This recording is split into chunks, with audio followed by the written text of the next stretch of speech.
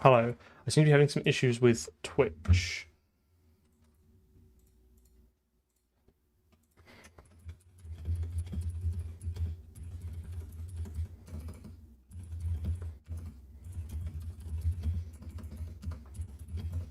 Hello, hello, hello, hello, hello. Sorry, our usual greetings. Twitch. Are we there? Are we there? Are we live? I had a big pop-up on OBS saying like Twitch.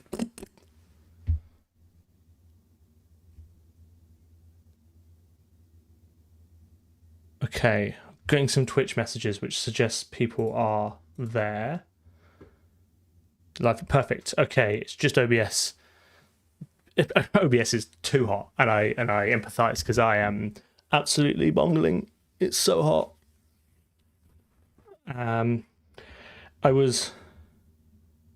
The thought did occur to me to cancel the stream because it's so hot, but I thought, no, we must suffer for our art. And so here I am, suffering for your entertainment. Sirius, Queco, Harand, Julian, Connor.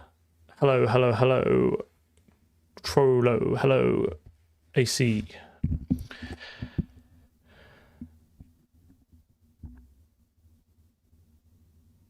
Twitch on YouTube. I've not changed. So I have. Save my cancel for Wednesday. Yeah. Well, I've actually got to be up in town on Wednesday, so I'll be racing. I will be praying to the train gods that I get back in time anyway. And as we all know, if UK trains fall outside of the 5-degree tolerance window that they have, then they all stop. So we'll see what happens. Yes, new video out now for members. Talk about more about that later.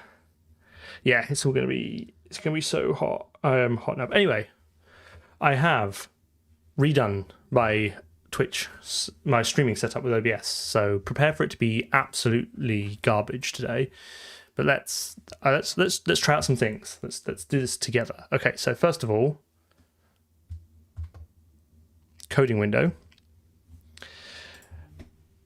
What you are seeing here is not what I'm seeing. Okay, I now have, because tmux is a client server, right? I now have my main tmux server running a full screen window with a proper font size that is not, which is small enough for me to kind of be able to see more than 2 lines. I then have a second window, which is a client attached to that with a zoomed in font, and that's hidden, and then OBS only streams that. So in theory, I can now see more text on the screen, but it doesn't in any way disadvantage you, the viewer. And the Oracle came up with that, so I cannot take credit for that. I was like, I was like, please Oracle, I need bigger font that people can't read, help. And then that's what it came up with. So that's cool. So it should now follow. It should now follow where basically my cursor is. So like if I go to, how is the font size, by the way? So if I go to main, hopefully you can see all this fine. Can you read all that fine? But I can read like a full screen height's worth of text at a much smaller font size. And I can even work with tmux panes, right? So I can switch over here.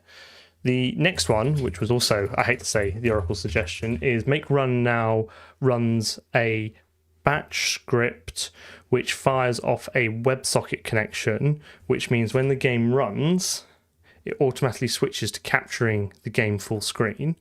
Okay, as in,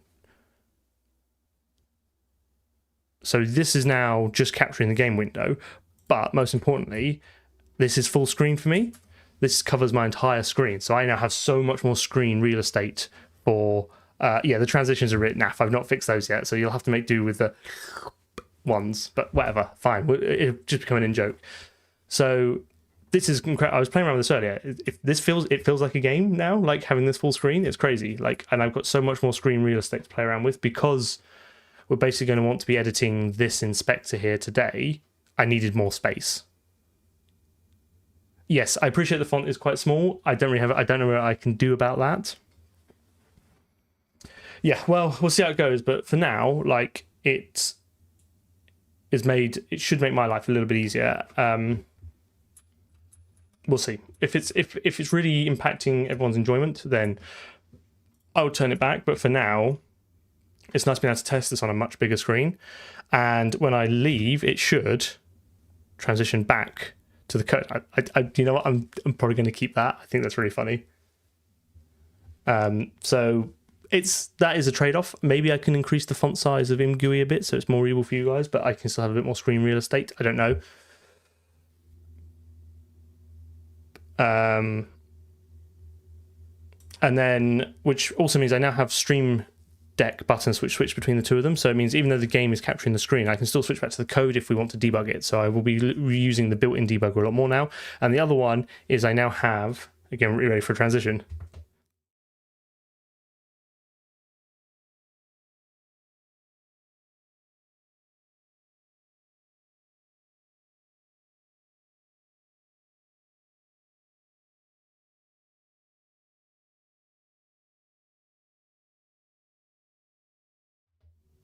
No face or sound. Interesting. I will fix that. I don't know why that's the case. Do I fix it live? Code.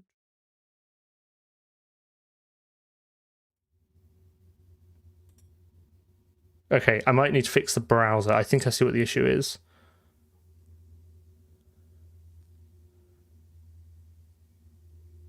Okay, so if I need to show you some code, we'll be doing it very, very quietly. Hopefully we don't need to do that. That's a bit of a shame, and I don't think I can really fix that live because I need to twiddle around with it. No, I can see now in the scene I forgot to add all the other gubbins with it. So if I switch the browser now, hang on. I like how I disappear off as well. That's really nice. Anyway.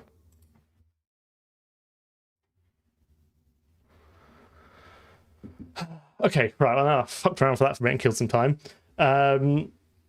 My aim today really is just to try out this new setup. I feel like it's not 100%, but it's closer to what I want because I really hate... My previous setup was I just basically sectioned off the top 25% of my 4K monitor and then just dragged whatever I wanted you to see into that. And it was a little bit clunky and a bit miserable. So as this, I'm hoping, is better. My thoughts are you should use them. They're brilliant. There's a weird corner case in structured bindings. I can't remember what it's about. Where it doesn't introduce a new. There's some weird edge case around the variable it introduces isn't technically a real variable and has some oddity. But apart from that, like I think structured bindings are pretty sweet. Okay, so what I want to do today is start thinking about the physics system. So we have. The ability to create rigid bodies now. In fact, actually, let's just test this out now that we've got this new fancy system. This is just loading. This is why it's the void, right? So if I quickly turn on, I think we might have missed it. There you go. There's a box falling. I don't know if you can see that falling into the abyss. So we have a that transition absolutely gets me. I absolutely love that. That is staying. So somewhere in here we have like a box. Body, here you go, create box. That's kind of fine, but that's a dynamic. So we need the ability to create static objects. I think we're going to do that first. We'll probably make this static or create another one that's static underneath it and then see if it hits that and then check that the collisions happen and stuff like that. And then we will need the ability to kind of add those to the entities that represent the level models, because effectively what we want to be able to do is block out rough physics shapes for the level, and then we can create. Then once that's done, to some degree of done, like it won't be great because I'm doing it, but after that's done, then we can start looking at building the character controller, and then I think we'll be kind of towards the end of the first pass of the physics sort of subsection of this project, because then we can walk around the level, and that's really what I want to do. God, it's hot. Right, okay. So let's have a look at this create box. So physics system create box. I got a feeling we don't do anything with this if it's because we pass in the layer that we want it to be on. So the Jolt has this concept of layers, and you kind of set what layers interact with each other. And I'm probably not using it correctly, but at least we're kind of using it. At the moment, I think Oh no, I just pass it in, so we should be able to create. This should just work. Let's try this. So let's do floor. So let's create this. I want this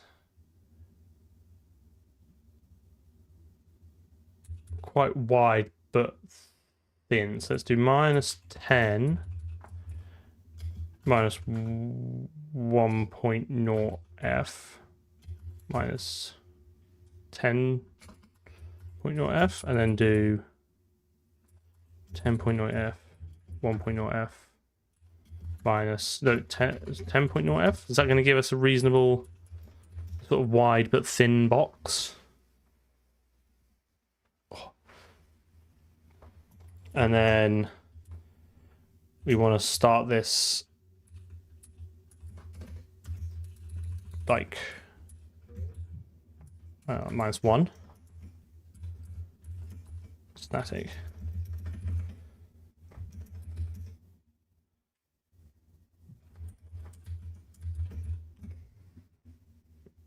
This should drop the box and it should land on the floor. The floor won't be perfectly aligned with the floor, but that's going to be our game then, is to add some dials and stuff that we can do this, which means we're going to have to be have the ability to resize the rigid bodies, which might have fun physics interactions, because normally you don't change like a static shape, but we'll see. The issue there was that I gave it a name but I didn't use it, so I'll just remove the name. What do we do for numbers? Cool, people are here. Hello. If you're in the UK, my condolences about the weather and just in general.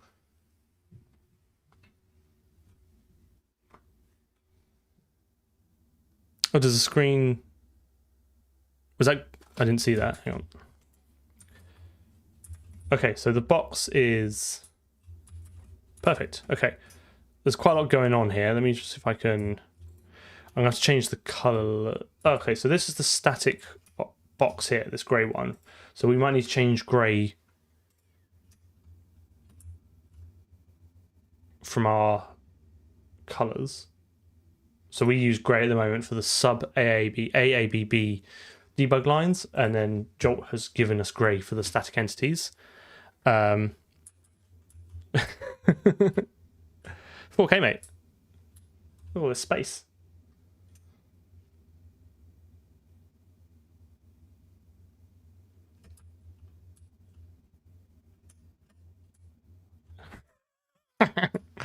So that's cool, right? That works. Physics is physicsing.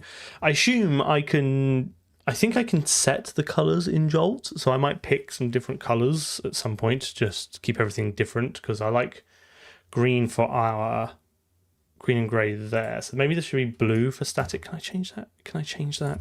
Is that thing that I can change? Will we be doing pathing, as in like enemy path routing? Then yes, at some point. Yeah, I don't really want to change them in flight, because I'm making an inference then about what the data have been sent. Like, sure, I could always say that if it's grey, it's probably static, but I'd rather just say static should be this color. I think, if I remember correctly... So what were you saying about the line there? Does it automatically work? Cool. Okay. There's like a debug settings somewhere when we do the draw settings. So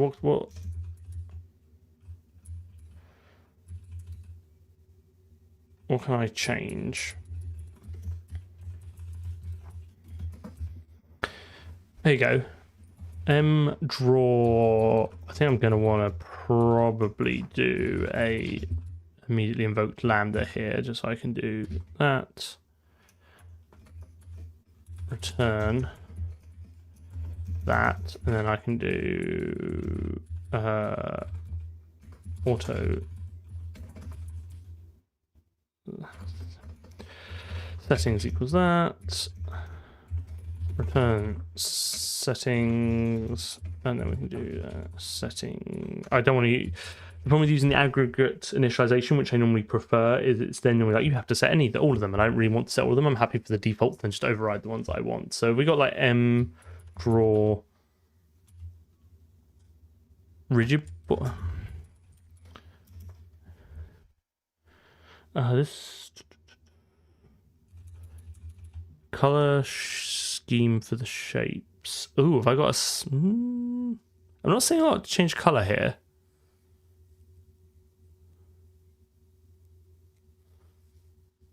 I don't know about you. Maybe we can't do this.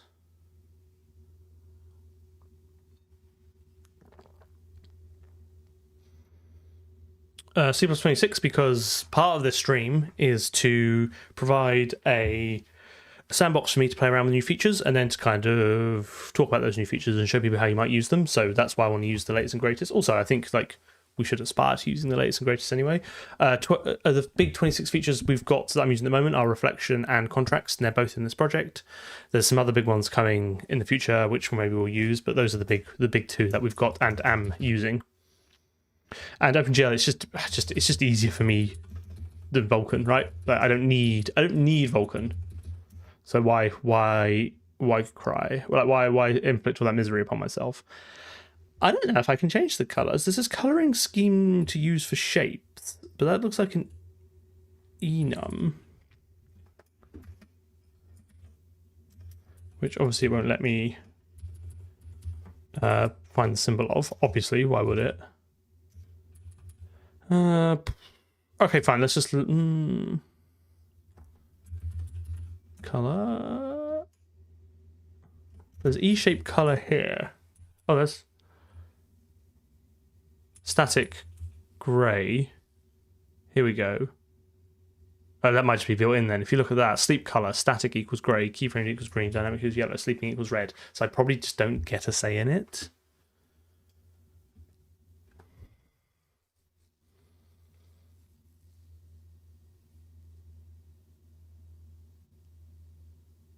Because it defaults to the motion type color. Yeah, I reckon that's some sort of internal type. Okay, fine. No harm, no foul.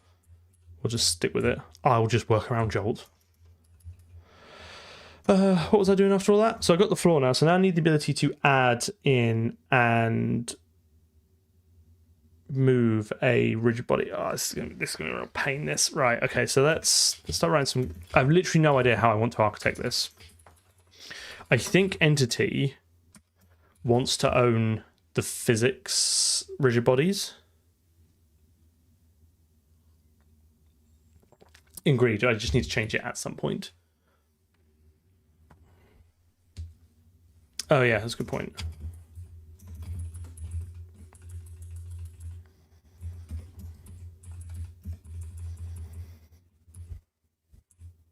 Okay.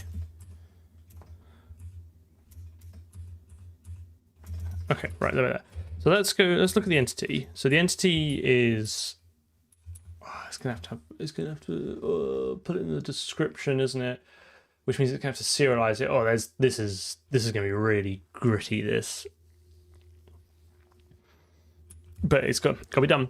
Right, so let's think about it. So the moment an entity, which is just like this top level grab bag of stuff to render something, has a name and some number of render entities, which means it might have sub entities. So when we render one of those parts of the level, though, that has like sub meshes, and those will render entities. This all needs to be replaced with the handle system at some point, which I'm going to do later.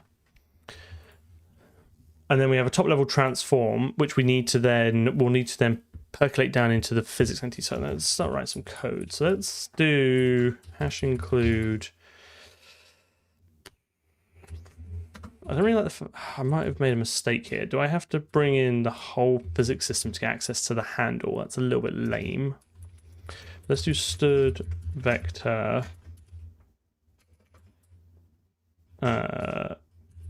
rigid body handle, and let's do physics. Let's do rigid bodies.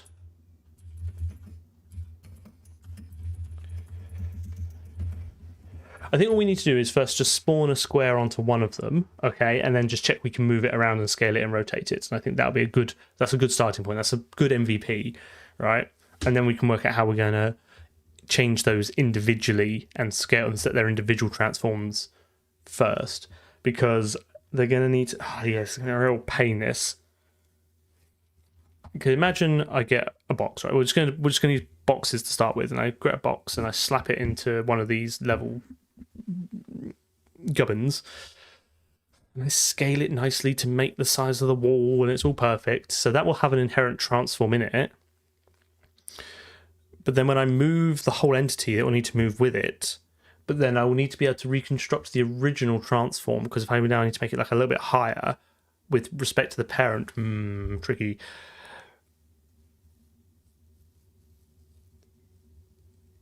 I've never used Raylive, but I've heard good things about it, and that's about as far as my thoughts go. Like, you should use it if you want to use it.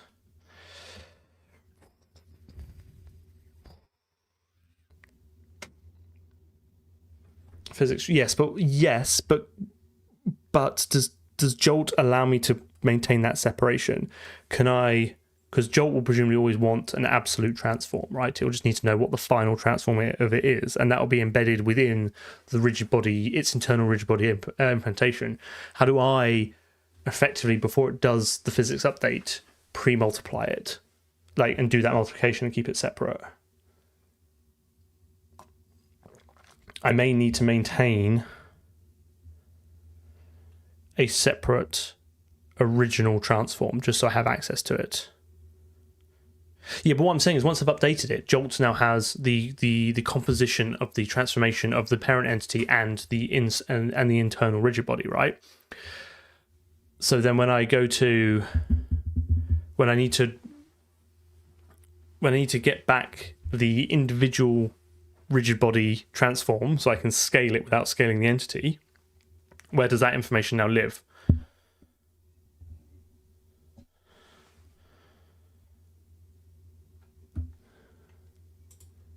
Super chat, what's my favorite security question?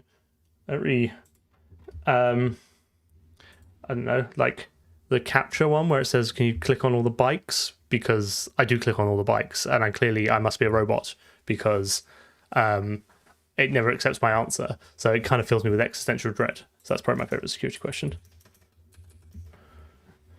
Right, let's just write some code and we'll figure it all out as we go along. Hopefully I can... Right, so now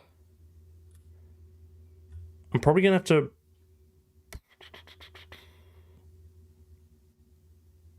Entity will need the ability to add and remove rigid bodies after construction as well. Ethereus, resubscribe 50 months, thank you very much. Because normally I feel like I'm getting way into analysis paralysis here, because I prefer stuff to be correct by construction, but I can't, if I'm building a level editor, I have to have the ability to change the number of rigid bodies attached at runtime. Let's just do it. Let's just do it. So let's do const expr auto add rigid body, rigid body handle, right?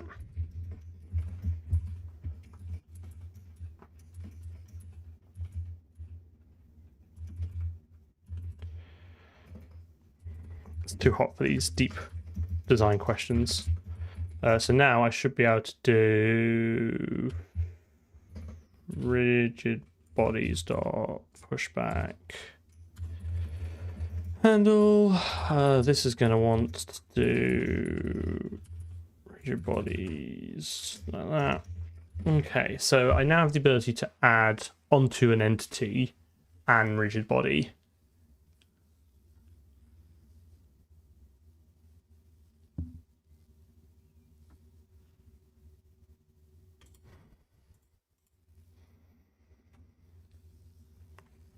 Okay, so now let's go back to...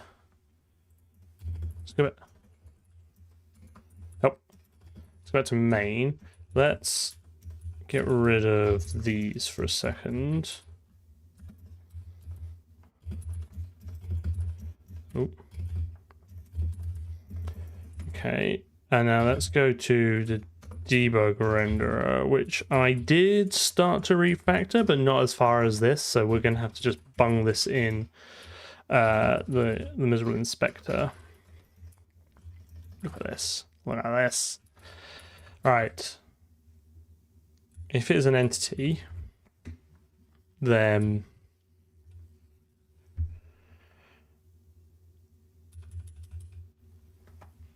if im GUI button add rigid body, then we're going to want to add the rigid body. So let's just create a source main body.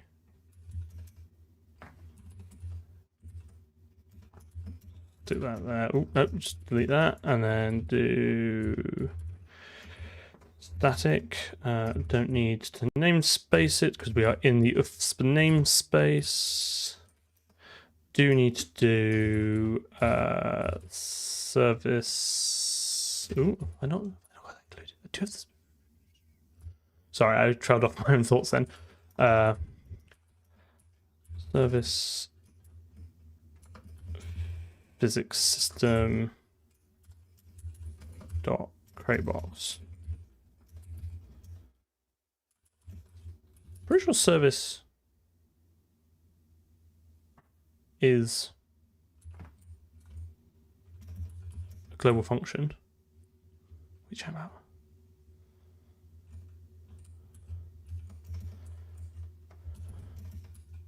Or is it services? It's definitely service.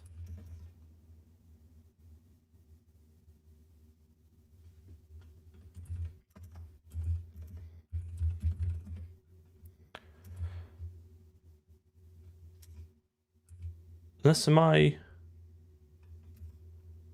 Oh, they all say use of undeclared service. Okay, fine. It's Clang D having a moment. Sorry.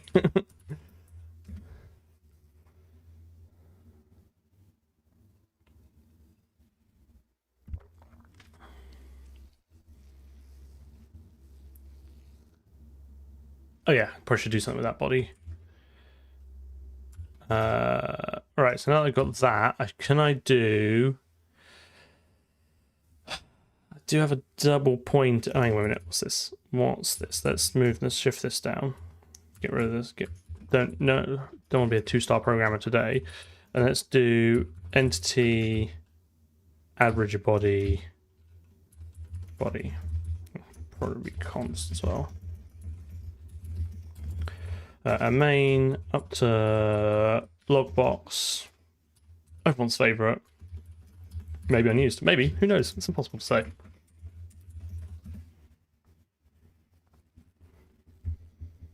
How's everyone doing out there?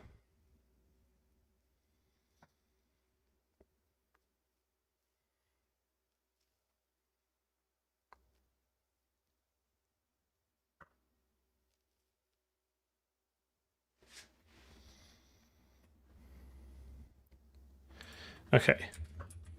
So I now have a... You probably can't see it, but I sure do have an add rigid body button.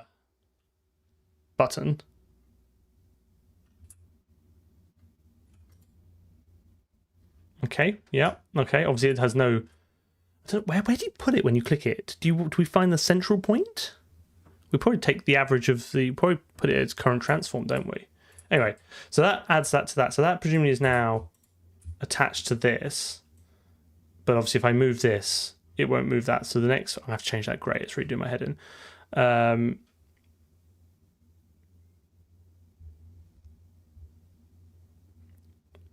Yes, we might... can we pass the transform in? You might be... You might be on something there. Yes, we can.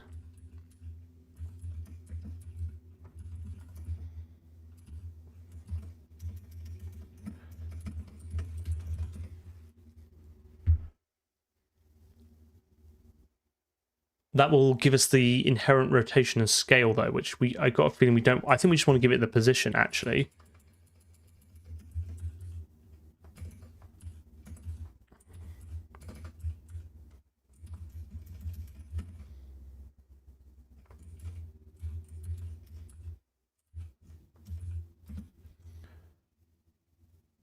Nope, it shouldn't need a 2-jolt because this is still my interface, right? This is to create a rigid body is still it's my vocabulary types. Internally, it will 2-jolt for us.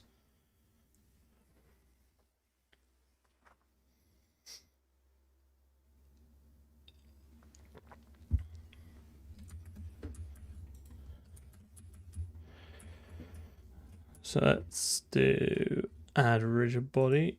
There we go. There we go. I like that. Okay, fine. So that's problem 1 solved. Is that this now has this attached? Obviously, we now need to figure out how to anchor these together, and then we can work on how to modify this. Because you're going to want to add one here, do it here, and then we're going to, when we do duplicate, which is somewhere over here, that this now duplicated one is also going to want to copy that.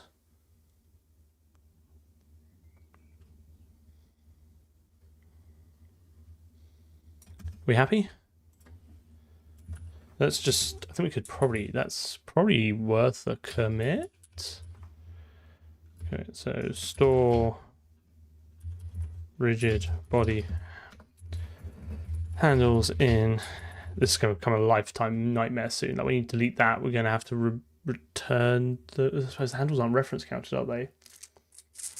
Which they don't need to be. They'll need to unload it though. Anyway, problem for another day. I don't want to commit all that yet. That's a bit of a mess. That is my mess that I need to figure out. I should have committed before that. So let's do commit add rigid body button to entity in inspector. Can you see that commit stuff there, by the way? I don't know, because tmux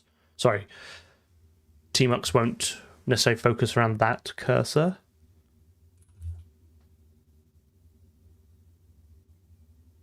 Well, in fact, so can you see? Oh yes, you can. I can see in my little preview window.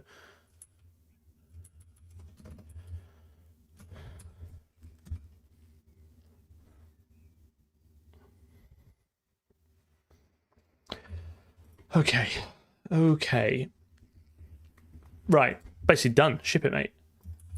Completed it. Okay, so now that we can do that, what's the next thing to do is figure out how to transform it. I think what we're going to need to do is go to rigid body and have a auto set position const vector 3 position. Set position or set transform? Am I ever going to need to set them separately? I'm wondering if I just do set transform.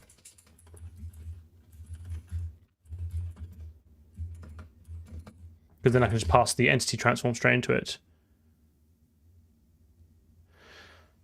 On top of this, you point around it. Okay, we'll keep an eye on it. But I must say,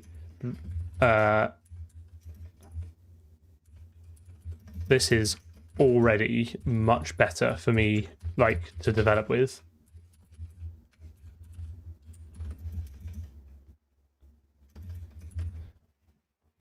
What if I do it like that? Is that better?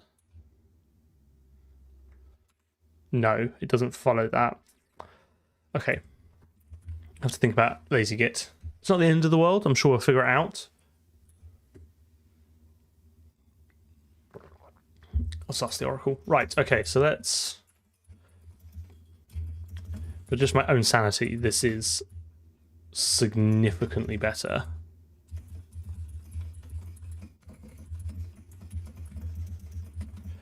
So we want to do body interface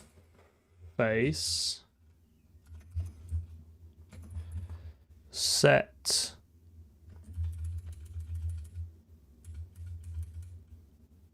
position and rotation. Does it not have a set scale? Oh, that's a good point. Can we not scale it after it's been created because you have to pass it in that shape? You can set a new shape, that might be how we have to handle the scaling. Anyway, let's do, I suspect we want set position and rotation of body ID, and then to jolt transform dot position, to jolt transform dot rotation, and then what was that last one we needed? Obviously we don't have that to jolt yet, but that's fine. In activation mode, update the position, set internal, notify broadcast changes. So what's this in activation mode used for? Optionally activate body. Oh, it's an in parameter. I really hate that about Jolt, because I'm like, what's the inactivate? Like, what does that mean? Is it in an activation mode? No, that means it's an in variable, and it's in the activation mode. So do I want to activate it? I don't think I do. Oh, because it's static anyway, so that doesn't matter. So I think I can just do e activation, like don't activate, I guess. I might as well activate it, doesn't really matter. I think if I move it and it is a rigid body, I would want it to be activated. So I think that's what I want.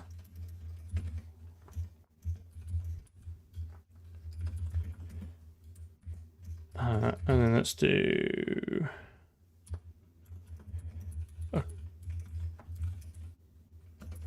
quaternion. That's going to have to go down here. Q, and that becomes I think they just call it a quat. I'm hoping I can do Q dot X, Q dot Y, Q dot Z, Q dot. Let's hope they're in that order.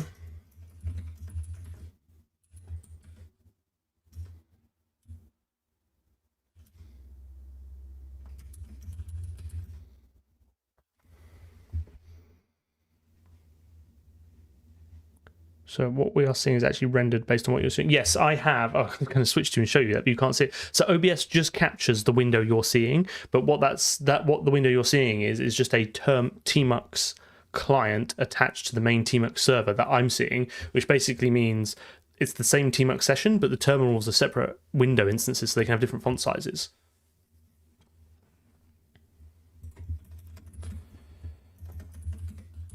I don't know why it doesn't like me no type. I think ClangD might be a bit sad here, because I'm getting a lot of like no type vec3, and I'm pretty sure they are because they're all included here. So let's go back here. Let's just see if this blends. I wanted to just do make build actually rather than make run.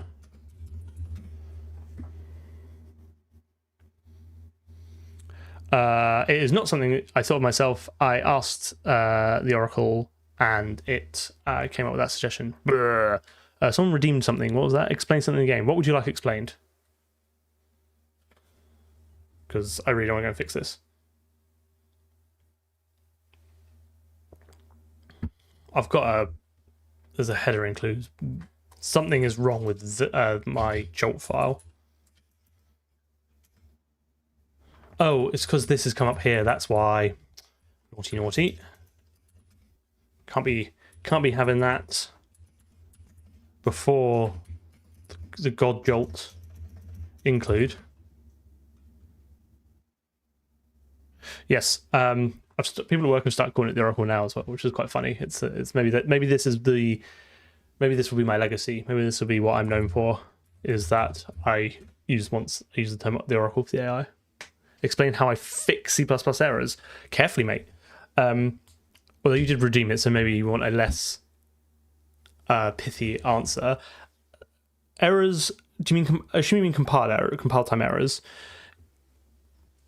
How do you make sense of them? Yeah, it is tricky, and the problem is that C++ gives you all the information you need, which sounds great until you realized it's giving you all the information that you need, which is everything that it knows. So what it will do is it will dump out a lot of the miserable errors come down to templates, and like template fail to instantiate a template given whatever the rules are of your program and the templates that you've set up with whatever constraints. You've given it a type somewhere and it's gone, I cannot accept that type there. And then, but there's a lot of weird curios with C++ which makes this worse. So for example, C++ is allowed to do one implicit cast of your types to turn it into a type that it will accept in a function, right? So if your function takes a foo and you give it a bar, it is allowed to convert bar to a foo if you've told it how to do it. But what it will also often do is be like, well, you accept a far and you accept a foo, but you give me a bar. I don't really know what to do with that, so let me try converting it to an int. Oh, I can't convert it to an int. So let me try converting it to a... Sorry, that's a bad example, but templates. Basically, what it'll do is it'll try loads and loads of combinations of things it thinks should work, and then it'll realize it doesn't know how to do them, and it'll tell you every single time. There's a great example of this, and I would show you in Godbolt, but it means, because of my OBS setup, you will not be able to see me or hear me. But if you try and std out a type, a custom type, you will see in the error message, it gives you like 14,000 lines of errors or something stupid. And basically in each one, it's like, oh, I don't know how to print your custom type, but I do know how to print an int. So let me try converting your type to an int. I don't know how to do that. But I do know how to print a float. So let me try converting your type to a float. I don't know how to do that. Well, I do know how to print a short. So let me try converting, and it'll literally... And then you have the issue of like cascading errors, because the way compilers work is they don't often stop like compiling at the first error. They will try and go a little bit further just to give you more context or whatever. So you end up with these like weird cascading errors. So the best thing to do is start at the top of the line and find the actual first error that the compiler gave you, and then like stare just really hard at it and try and figure it out. But what I'd say is when you get loads of really difficult template errors and they all explode out into all these like instantiations of all the standard library code that you don't control, you want to really try and scroll through just to find, and you'll see me do this a lot live, is I'm just trying to find a line of code that I wrote. Like, I don't care about underscore x memory.h in MSVC's STL. I don't care about the underscore red black tree whatever in libstd C++ or whatever. Like, just like, give me my code, because it anchors it in something that you've changed. So yeah, that's I guess like a scattershot of advice, is like patience, read the errors and try and ground it in something that you control. I don't know if that's useful, but sure. Make a good short though, and at the end of the day we're only here to produce content. Right, what was I doing? Right, so that blends. What was I doing? Oh yeah, so now that I have this ability, I should be able to go back to entity. And when we do set transform, I might lose my const exponents at this point. But once I've set the transform, because there is no like set position, everything, you have to just construct the transformation matrix. I don't think I even have translate. I think I should now be able to do... is it going to have to be a boomer loop? I think it's going to have to be a boomer loop. I could use std ranges for each with a lambda, but I think actually let's just do for auto const auto handle in rigid bodies. Do I have the service locator?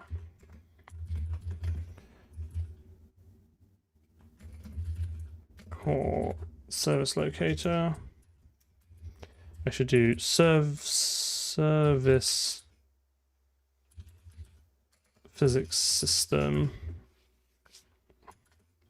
dot rigid body handle dot set transform something like that. I don't know why ClangD doesn't like my service function. I need to look into that because it's a little bit annoying.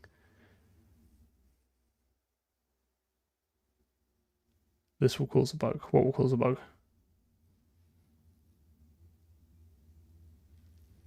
Yeah, link errors are separate. I don't find link errors as bad because normally, I mean, most of the times I get link errors because I've forgotten to implement something. Obviously, it does get a bit gnarly when you've got ODR violations and stuff like that. So what's the bug? What bug? Where's my bug? What have I done? Help.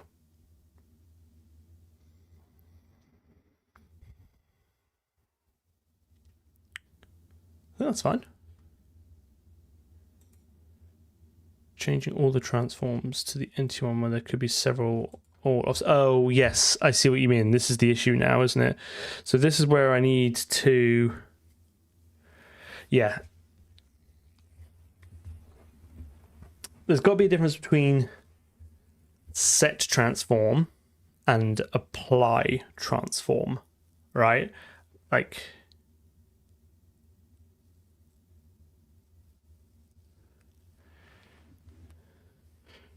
Should add change and transform to existing video.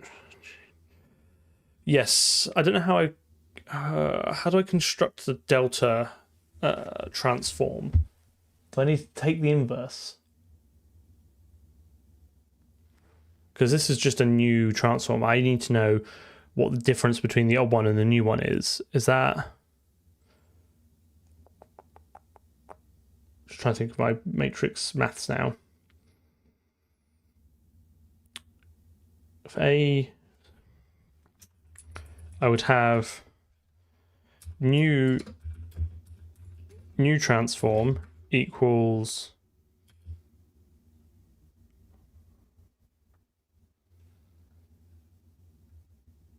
yes, I'm probably going to need to refactor quite a lot of this, which is fine.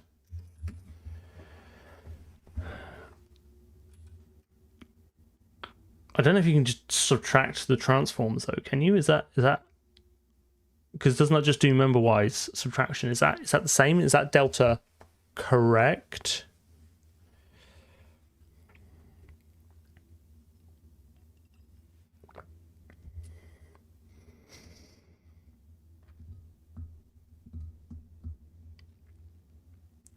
It might be easier just to start giving things the concept of parent and child transforms.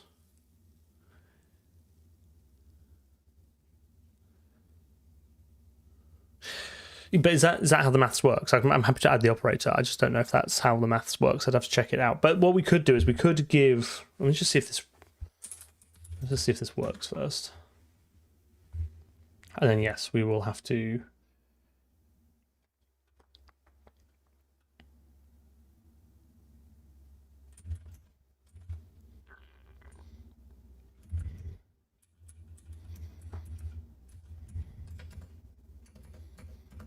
That's really funny. That I don't know if anyone saw that error. It's like, oh, there's no set transform. Did you mean transform? But the type it's returning is an optional, and transform is a member on that. So it's like, did you mean to call the stood optional transform? I was like, no, I meant to call set transform, but on the internal object. That's quite funny. Wallosaurus, hello. At least I found that funny. Someone has to. I might give the rigid body class the concept of a parent transform, which you can set, and then internally it can do whatever it wants with that. I'm glad you're enjoying the YouTube videos. Thank you very much. There is a new video tomorrow. Or now, if you're a YouTube member, which obviously you don't have to, but if you are, then you can watch it now. Assuming there's no bugs or anything in it. I must admit, whilst it is a perk for members to get it early, I do kind of rely on them telling me if there's any major like audio mistakes or whatever. Okay, so let's... Thank you very much. Right, so this is now that, which I realise doesn't make any sense, but this is that added that, so okay. So that's cool. I'm presuming now if I rotate that, it doesn't scale, which we know is a thing.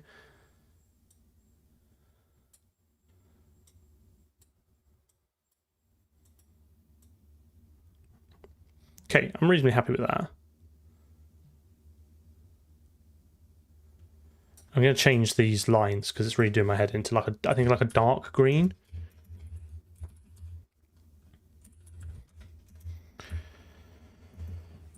God, where's that in here? Where's that in here? Lines. ABB lines. In fact, it's there. So what would a dark green be? Like 0 or 0?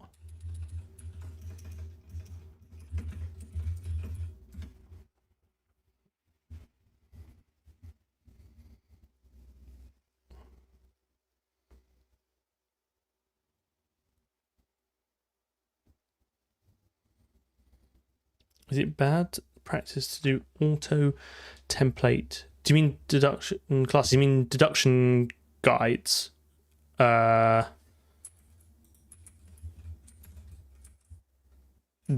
if you need them. I'm not really sure I understand your example. I think that's fine. That's fine. I might make it a little bit darker. The problem is that they tend to clip with the main one anyway.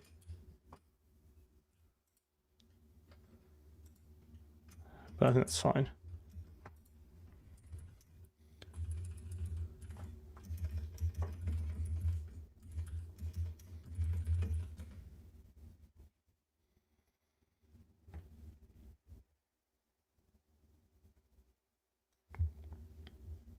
I've got some deduction guides in this somewhere. I think in the logging stuff.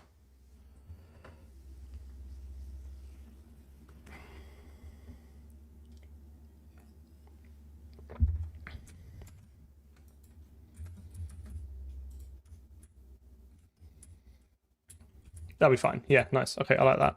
Okay, so now we can slap in a rigid body and then we can be like, woo! Or, you know, other sensible things. And what does this white one do? Okay, sure. Get in. We're ready to play.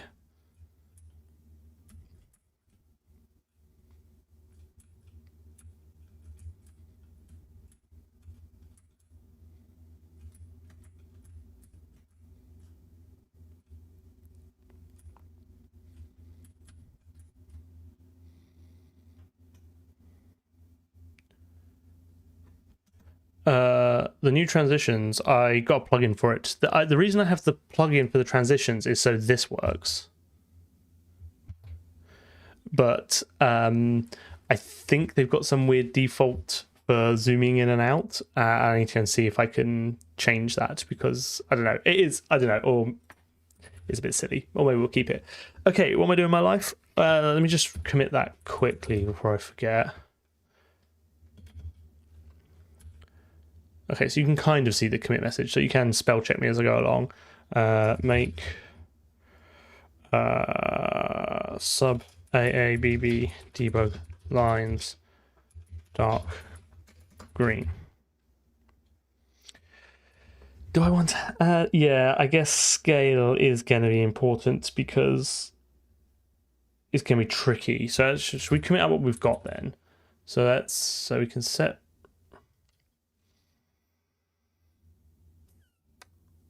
Let's commit this, even though we know it's not perfect.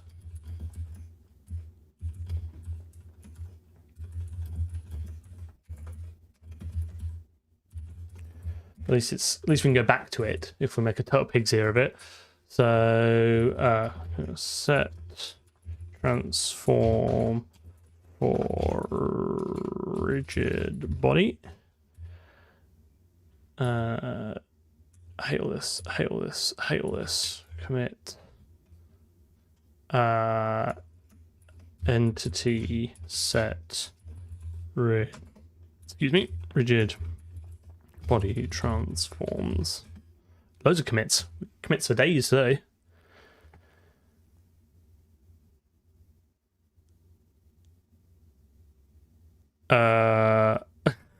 That's really funny. No, I did not know there was a typo. Thank you for letting me know there's a typo in the thumbnail. I changed the wording super last minute. I will change that in a second. In fact, actually, can I change that live? I think because I now capture stuff. Oh, yeah. Because I captured just this window, I can open up Photoshop and you guys can't see it. Fine. I'm going to do that now before I forget. Look at this. just have to bear with me now while I go and do. You've come here to watch me write C++ code, and I'm going to go do something else for 5 minutes that you can't see because I'm a professional.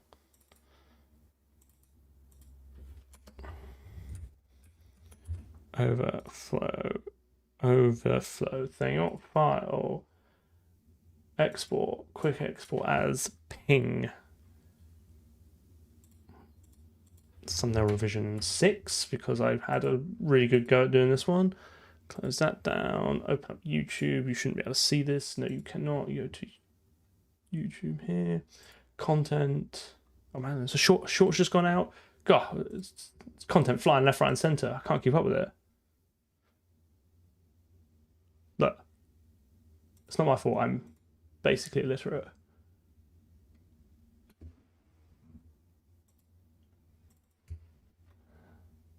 Save. Okay. Back to content. Back to YouTube Studio. Refresh and tell me if I've redeemed myself. Live. Stick that. Right. You saw nothing. Can you explain all this because I don't get it? All of what? all of pick a subset and I'll explain it. Yeah, I'm so far behind on shorts, but I'm doing my best. I'm now producing them at a rate faster, as in like I am saying quote unquote interesting things at a rate faster per stream than I release them. So I'll basically never catch up, but it's good to have a massive backlog of them. No, thank you for let me know because I did not notice that. I see fix, thanks. Okay, right. C++ is a great language. It's good fun. Like there's lots of like sharp edges and rakes to step on, but within that danger, I think lies fun. I'm so hot. Sorry, I'm melting here. Right, what am I doing? So scale. The people demand scale, and I shall oblige. So I'm gonna have to. Can I do const auto shape equals body interface? Can I do get? I do get shape. Okay. Oh, but now I about to complain about something then, but it's just you. People don't care. Right. This is going to be a ref const shape. The problem is though, is it doesn't have value semantics. Right. I don't think I can do const auto s2 equals shape. Right. Or if I can I do shape? What can I do? What can I do on shape? Scale shape. Oh, color me intrigued. And then can I do body interface set shape?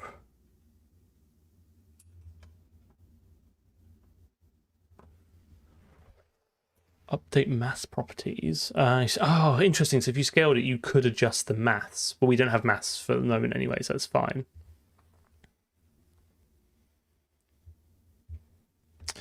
If you're just so, first of all, congratulations on starting your journey of programming. It is fascinating and frustrating in both equal parts. So you've got basically a lifetime's amount of entertainment awaiting you.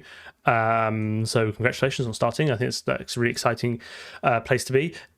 Going from just learning Python to looking at some of this, I will say might seem quite advanced, and I do go quite fast. But do ask questions around specific stuff. I'm happy to stop and try and explain stuff, especially around the nuances of C++, and I guess more specifically how I use C++, which is different to how a lot of other people use C++. And if you want, like, if you see something and want to know how that relates to like Python, I can do my best to try and answer that as well. That to be a difference of scale though. Don't know, mate. We'll find out. Oh, I see what you mean. It's not set scale; it's scale shape. Why is nothing easy? Make scale valid. Yeah, you're right. So how do I?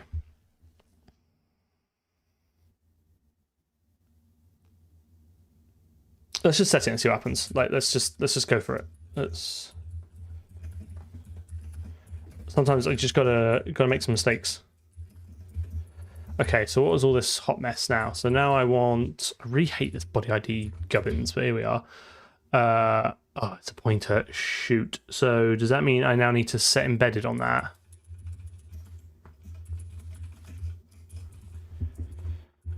If it weren't already. Shape. False. And Jupiter H. E activation. Sure, activate, mate. Go nuts. Free boots. Oh, it's got to be in a ref constant, hasn't it? Can I just pass it in and it figures it out? Yeah, pass it in and figures it out, mate. Pass it in and figures it out, mate. Because that is already a ref. Oh, if that's already a ref, do I need to set embedded? Or will it take ownership of it? I think really hard about this. It's already a reference to something that exists elsewhere. I am not, as far as I'm aware, I'm not taking a copy of it.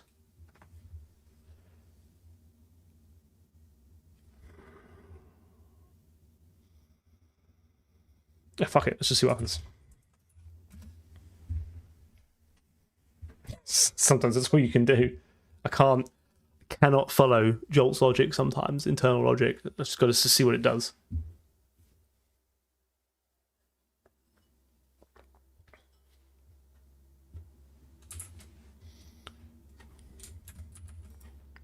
Oh, the only annoying thing is that the window when it launches does not immediately have focus. So when I start typing like F1 to get the debug menu up and stuff, it doesn't do it. I have to click it once, and that's really annoying. I might need to see if I can change that.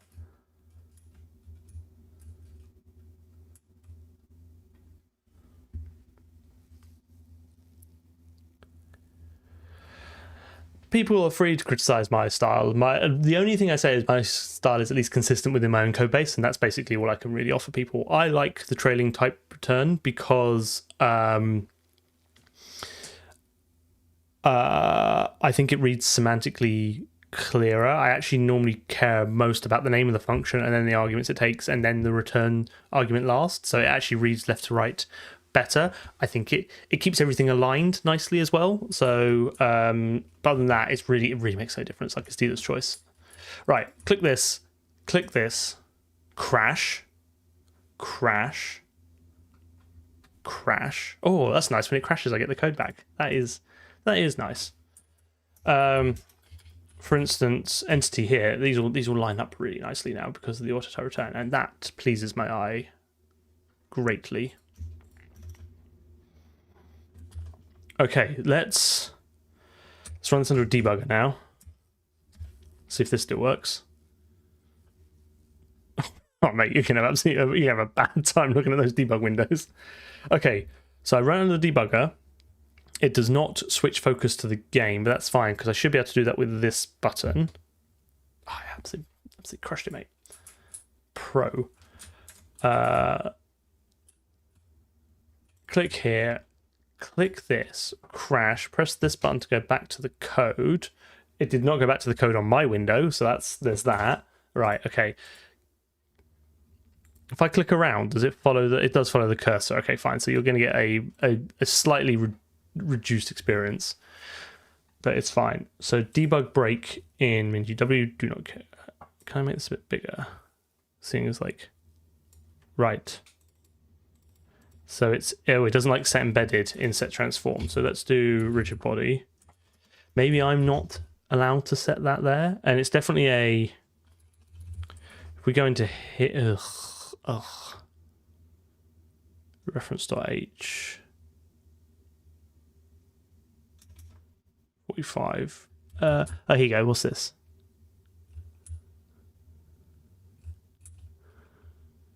Assert old is less than mark this class is embedded. This means the type can be used in the compound on the stack. The release function will never extract the object. It is resumed instruction called by whoever allocated the object.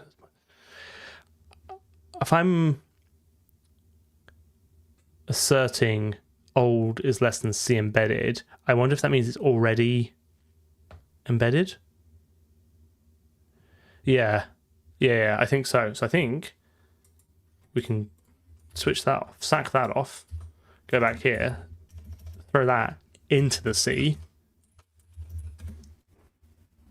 and take another spin on it.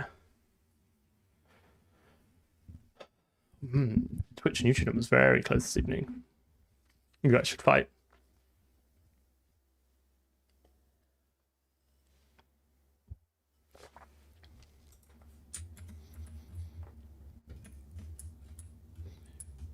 Right. Average body. Got the rigid body.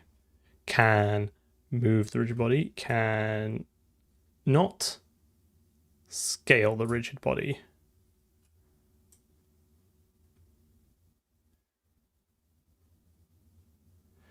Do I need to tell Jolt to like recalculate something? By the way, this is it for the next hour, by the way, as we try and figure out this one problem.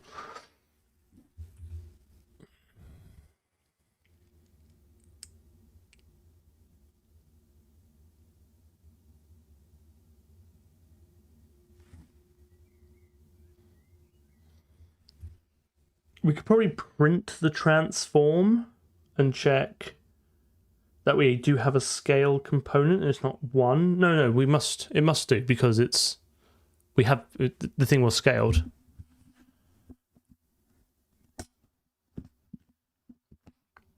What we're building here, it's going to be a vertical slice of a first-person shooter. It's going to have all the bits that make it a first-person shooter, but also none of the bits that make it a first-person shooter. So it's going to have the rendering, it's going to have the physics and the particles and the pew pew pew in some like skeletal animation, and it's not going to have a plot or balancing or any reason to actually play it.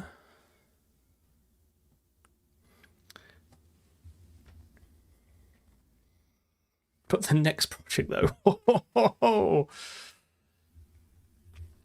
right? Why does this seem to have like no effect? What's set scale doing? Let's read their code. First test if we can just wrap the shape in a scaled shape. Okay. Collect the leaf shape and then it transforms. Construct a compound. So interesting. When you scale it, you actually create a new compound shape, which is interesting.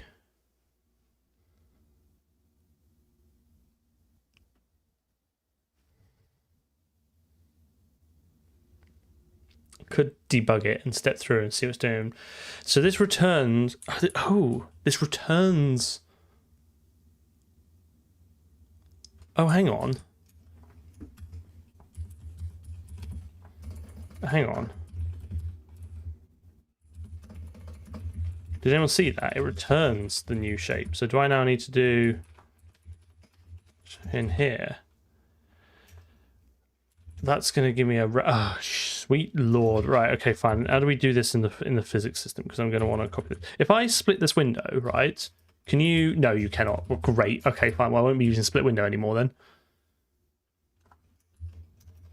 Can I split it horizontally? Okay, that's fine. I can split it horizontally.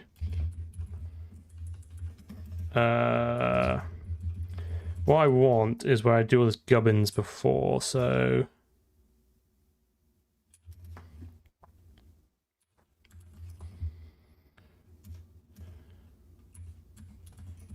So let's do...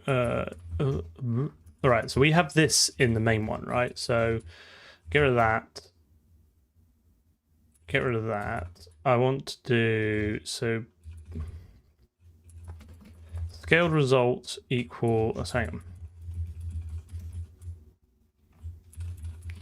Result is that, and then we do scaled result has error, and then we do that scale error, and then sure, whatever, scale result. Get error, scaled result? Scale result. Scaled result? Scale result. Ketchup? Catsup. Scale result. Yeah, fine. Then do scale result dot get. I'm so good at this. I really don't think I am. I think I'm just really good at talking. I don't know if that has a direct implication on the quality of the output. Yep, everything's C++. The renderer is built from scratch. The windowing is built from scratch. The event system is built from scratch. The thread system is built from scratch. The coroutine-based job schedule is built from scratch. The physics system is not built from scratch, and that is the bit I'm currently struggling with. I'm not saying it's because I didn't build it. I'm just saying that there's a lot of context switching between the code that I've written and code that I definitely have not written and have not really read.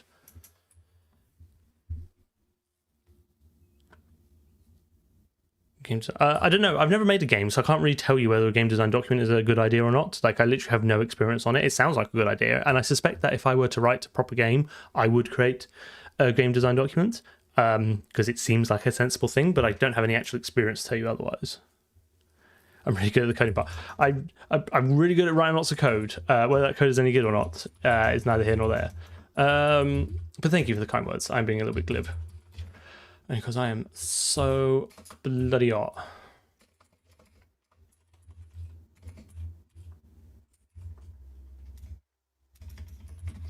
Okay.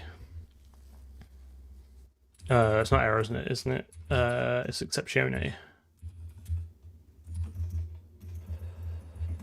Okay. I'm using get here, but not in the other instance. I am using. Well, I just do a reference to it here, right? So it is kind of the same. I effectively just inlined it. This is their hand rolled stood expected, by the way. That is true. ImGUI, GTest, and ASIM also not from scratch. Thank you. Thanks for calling me out. No. Thank you for keeping me fair and reasonable.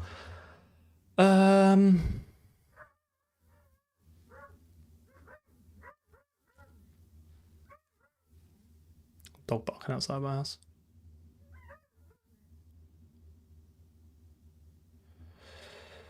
Okay, let's see if this works. I don't know if this now needs to be embedded. It's really not clear to me. Like, I understand how the embedded works, right? It means it doesn't. It means the owning object doesn't do the cleanup, and that's fine. But it's not always obvious. It's not obvious to me when I create something or get something back whether that is inherently embedded or not. Oh, bleh, bleh. What am I doing? Right, okay, fine. So let's click this, add this, scale. Oh, that flew off to infinity and then died because it's not a relative scale. So this is the issue now. That kind of worked, but every time we were setting transform, we were just compounding this. I need the delta.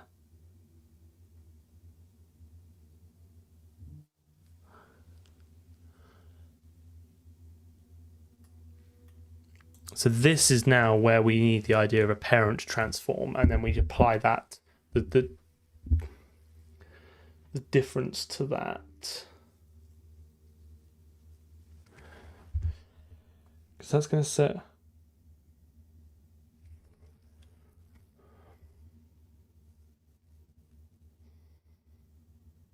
No, I think specifically here, yes, we need.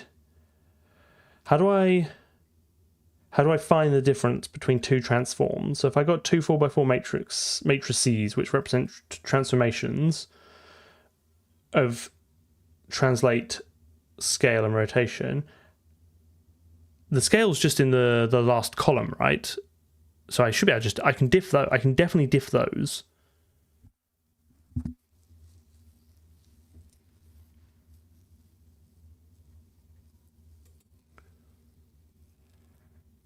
Multiply with the inverse of the parent. Yes, because is that right? I think we need to start writing some more code. So I think this needs a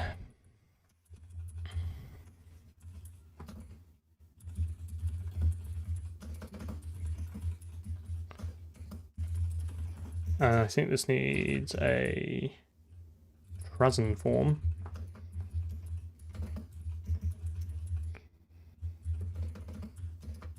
Parent transform. Okay, I think it needs those two. And they both can start off as the identity, I guess. And then this will do set parent transform. And then we'll do set our own transform later. Well, actually, local transform is going to have to... Ooh, interesting. The local transform is going to have to know our current scale.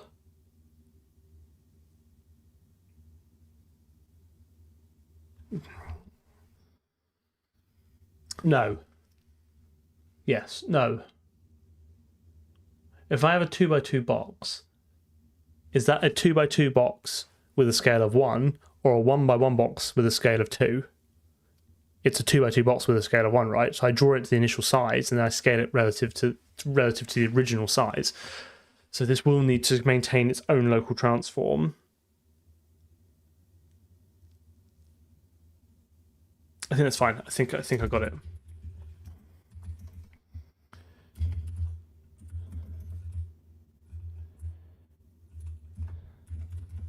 I think the key thing here is that it's going to have a local transform of, we're going to assume zero translation, 0 scale, but it's going to have a, sorry, 0 translation, 0 rotation, but it will have to have a 1 scale.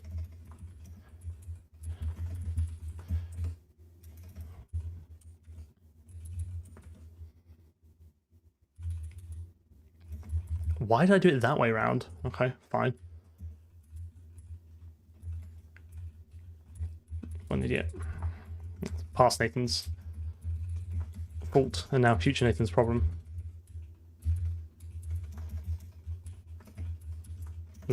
Steady. Alright, okay.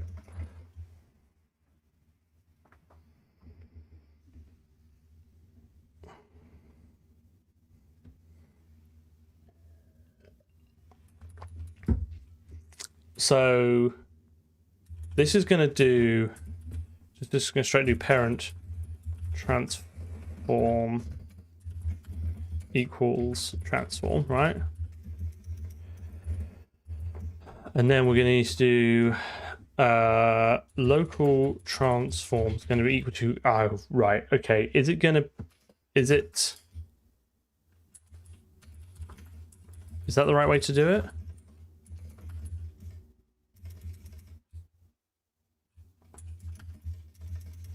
Don't think transform actually has any of these overloaded. Ooh, this code needs to tighten up.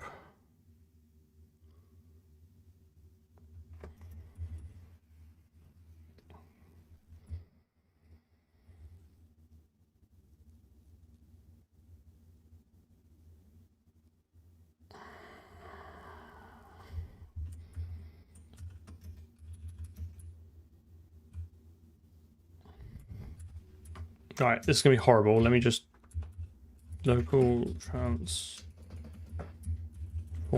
dot matrix.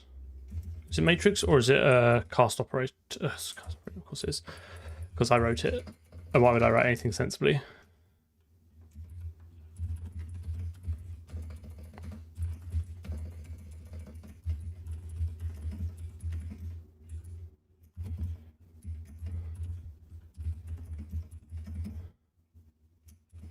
That might not be the most efficient way of doing it. It's probably more efficient to figure it out inline, and then add an operator overload. But I'm not doing that now.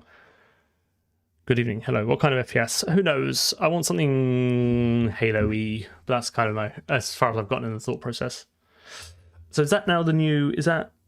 Do I multiply it that way? I think I do, don't I? And then this now needs to be. So I now set the position to be that.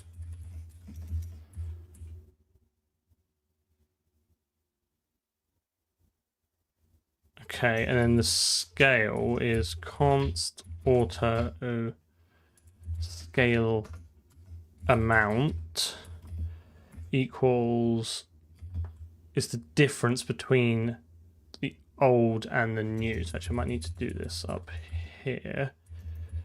So if the new one is bigger, so let's do transform.scale minus parent transform dot scale. And I think it wouldn't let you do a 0. Yeah, you can't do it is near 0, 1. So it'll give you the same. It'll give you yeah, okay, fine. So let's do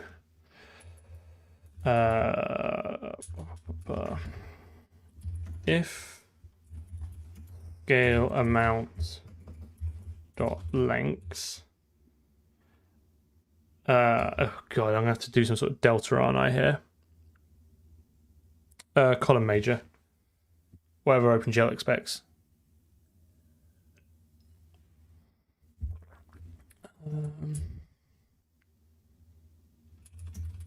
It's interesting that they support. What's their is near 0? Because I could just, to be honest, I've got to do it anyway. So let's do const auto jolt scale equals 2 jolt trans. I'd rather do it probably my. Ooh, what's going on? Just opened up Photoshop again. Don't worry about that. And I've opened up. What the hell? Why have I opened up Photoshop and DaVinci? Anyway, so if we do if not jolt scale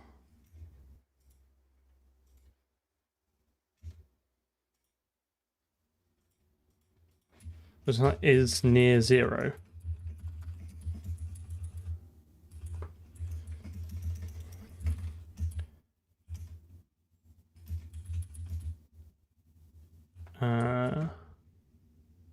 V3 arg is near 0. Okay, there you go. We can reuse it. I don't really like. It's like very much like an internal. I would treat that almost as like an internal implementation detail of Jolt, which I've got guilty knowledge of because I know it's going to use that, and ideally, like, I should handle that within our own vocabulary types. I should be handling that within our own system, but I just cannot bother to implement that right now, unless it's like trivial. I think square. I guess I could. I suppose length is guaranteed to be. I think my length assumes that if you've got a 0 size, it's undefined behavior.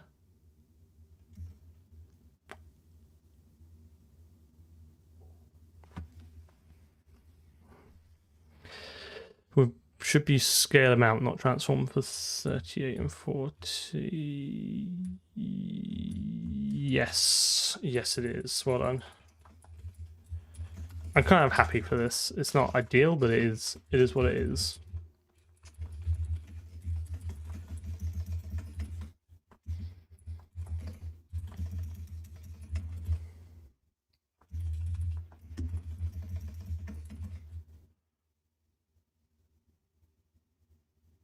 Oh, wait a minute. No, I want to not.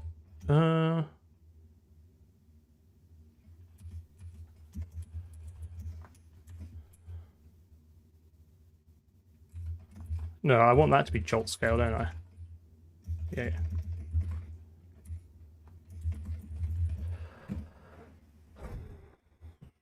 OpenGL's easier, mate. Gosh darn it.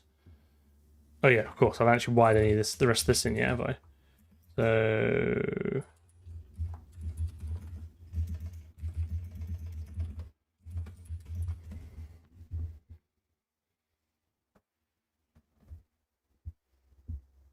this works. It won't be too bad, and then we can just do the editing, the fanning around with the editor another stream.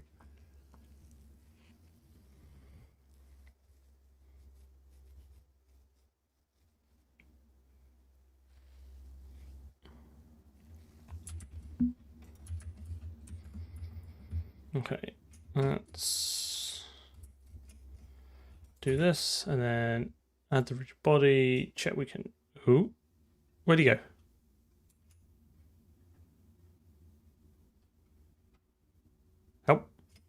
Let's find another one. Oh. Did anyone else see that?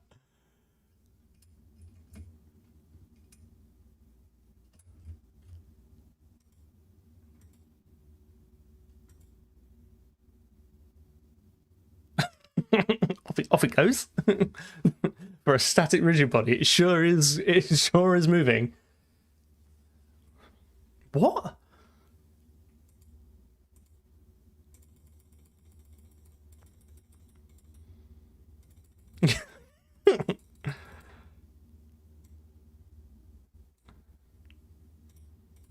Well, that one goes down.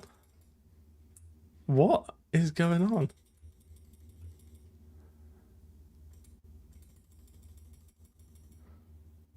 What if I rotate it?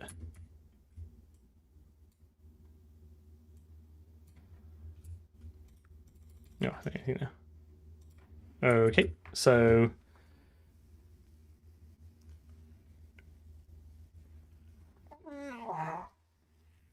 it was all going so well.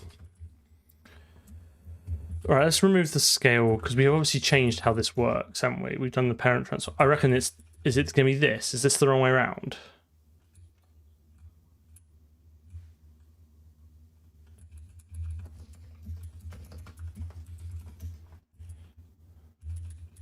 When in doubt, just swap the matrices around.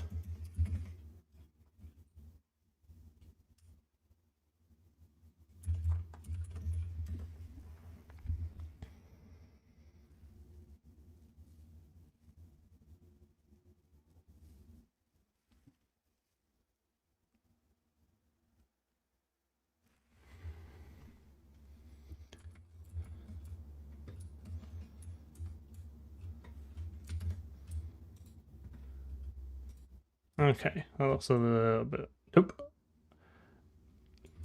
It's as soon as the parent transform is not the identity, it's just like, I'm out. Why is it doing that? It's because it's...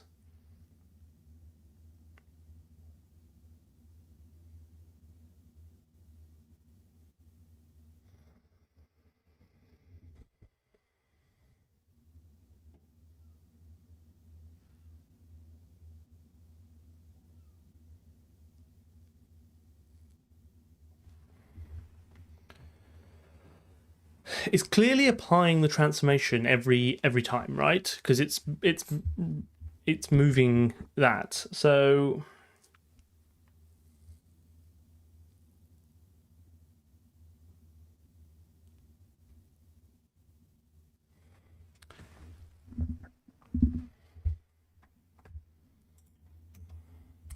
no, it's fine. I'll figure it out. So let's say we call set parent transform, okay, with some, we've moved it to the right, okay, so it's whatever it is, the transformation matrix 4x4, whatever, 16 values says the parent entity is now 5 units to the right, okay.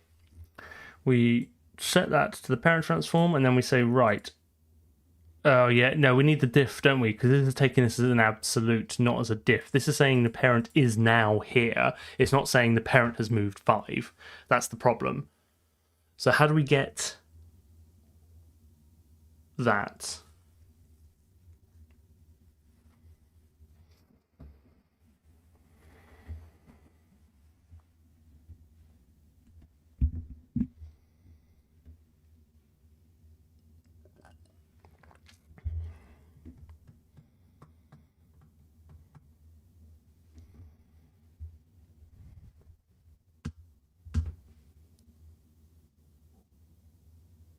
I don't think we do. I think I might just need more data, right?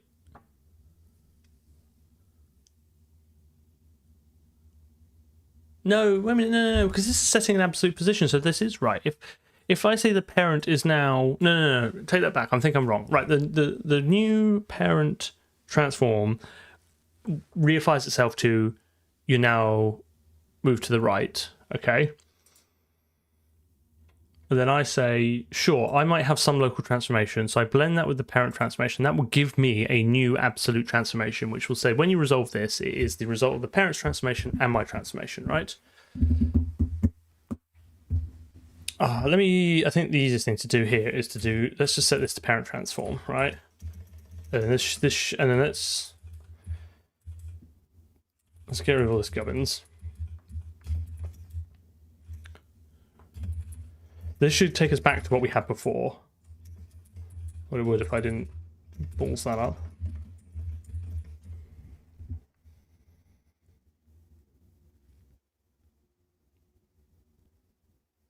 The inverse of A times B. Yes. Yes, that makes sense. I'm hoping I can do it without having to calculate an inverse. Alright, okay, so let's bring this here. So let's add the rigid body, that's there, and then this. Yeah, okay, fine. So that's fine. So if the issue comes when we want to blend in, we want to apply our parent transformation.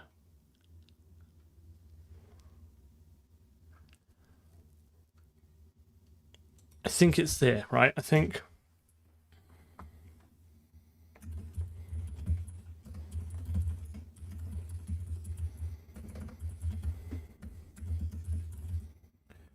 we want to do it parent first, actually. So we want to do parent transform times matrix, because the local transform shouldn't be changing every frame, right? It should only change it if we actively change the local transform. So we don't want to be mutating that. So that's the problem.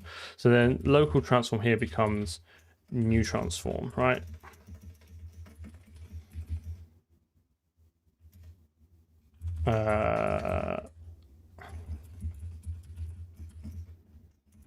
Well, that's not ergonomic at all.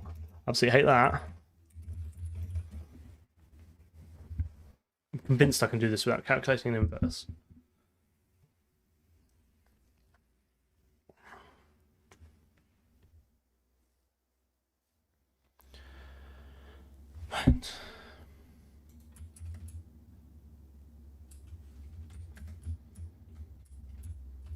Right, okay. Average body. Right, okay, fine, that's back. So obviously it will not scale because we've deleted that, but that should do those. Okay, so if I scale this up, we should, right, okay, fine. Okay, right, so let's do, I think this is largely still the same. Yeah, I don't actually have to take that reference to in here now. Not that makes any difference. Either of those be const. Yes. It's const correctness gone mad.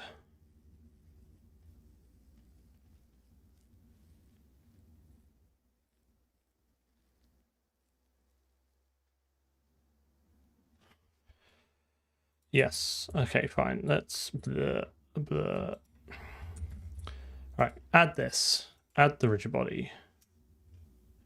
Quit the program because you pressed the wrong button. God damn it. Apologies. That was on me. That was on me.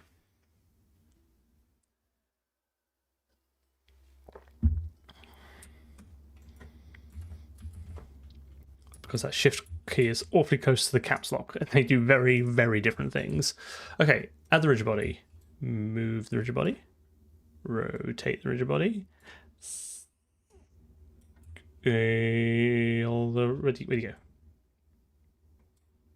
Crash. Crash. I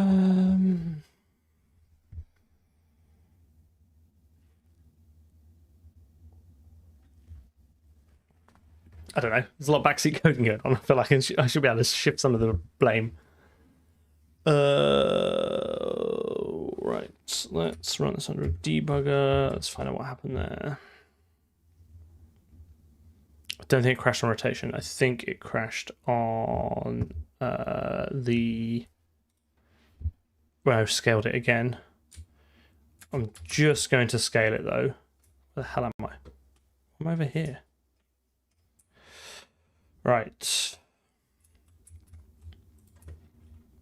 Add rigid body, and then let's go a little bit. Okay, so if we scale this No, it crashed.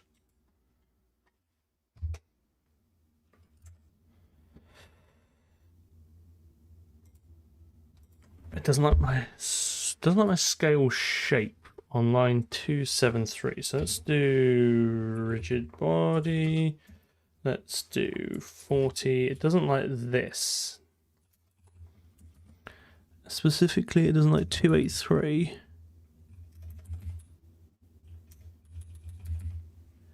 Add shape.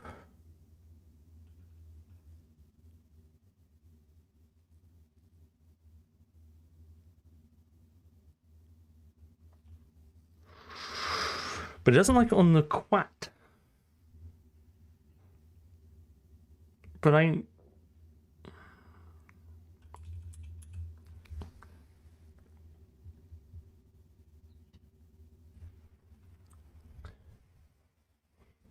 What?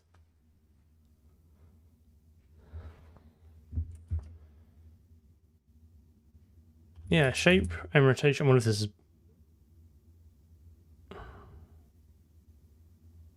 What is on...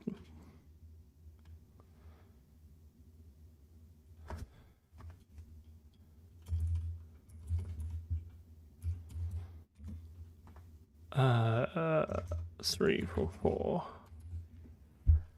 That's not even a...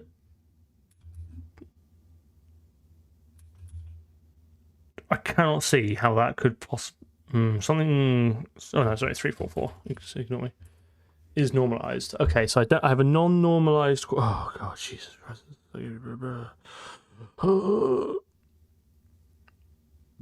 Okay, let's work through this in this insufferable heat. Somewhere, Jolt has a non-normalized quaternion.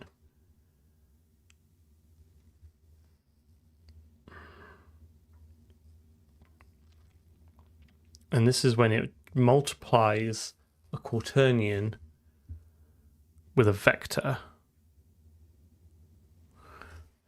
But why is it... What? I don't understand why it's caring about the rotation at all.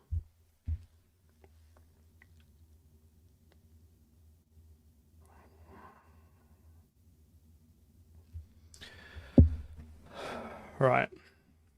Okay. The bit I'm missing is how we go from shape.cpp, right?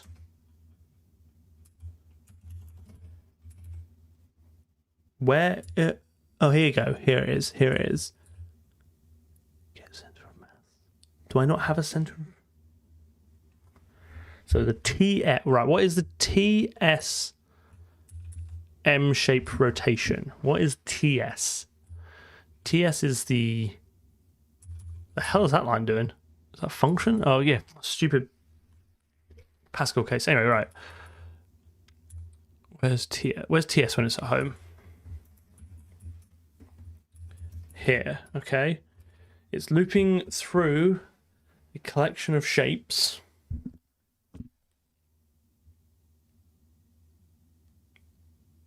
When we scale it, it will scale the rotation too, but I don't want it to scale the rotation too.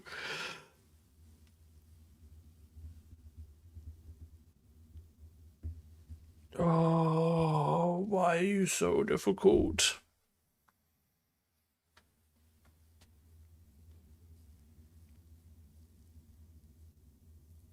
For font rendering, I did it just with the Win32 API. DX draw? No, whatever. There's code available, I think, for it somewhere in the old project. Can't remember the specific Win32 API it was. It was an absolute horror, but at least it uses the native Windows rendering code, and it actually didn't turn out too bad.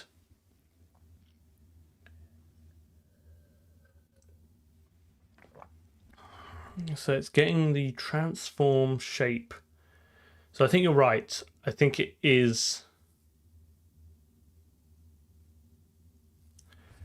Well, no, because it's getting the shape rotation, right? And it's multiplying it by the center of mass. I mean, can I set a breakpoint on here? Is that a thing that I can do?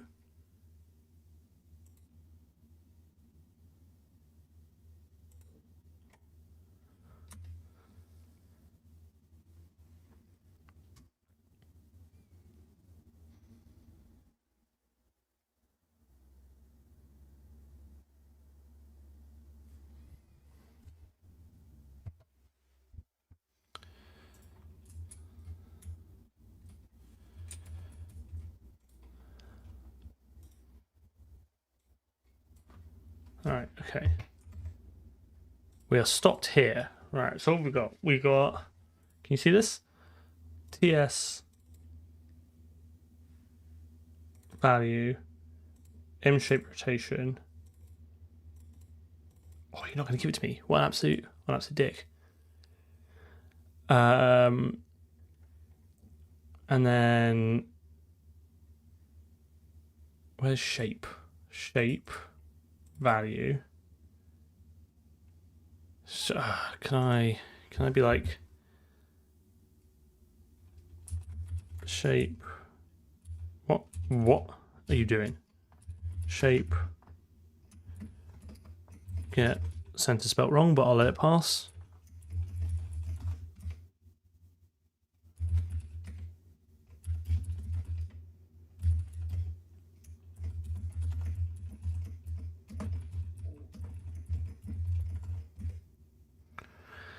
Okay, fine.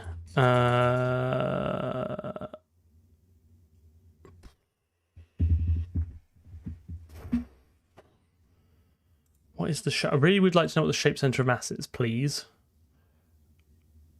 As what's shape is T? Hang on, shape is TSM shape. Well, I've got that here. But that's just gonna be this. It's just gonna be a pointer to this. Yeah, the shape type. Oh, can I go through the ref? Nope. Non-copyable. Come on. V pointer. Come on. Whoa. Come on. It's a scaled shape. Can I do call shape center of mass shape? Suppose I could step in, hope for the best. Let's do step in. So here you go. What the? I have to get my inner shape.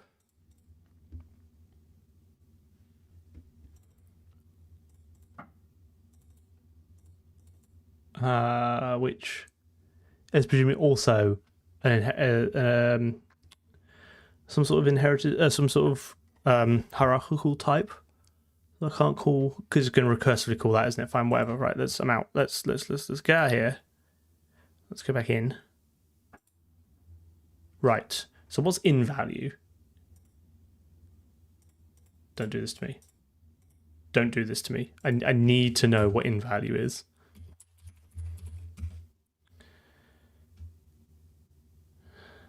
Can you see that as my big bald dome in the way? It's 0. It's 0 minus 0 minus 0 minus nan. You might not be able to see that. Can I bring this over here?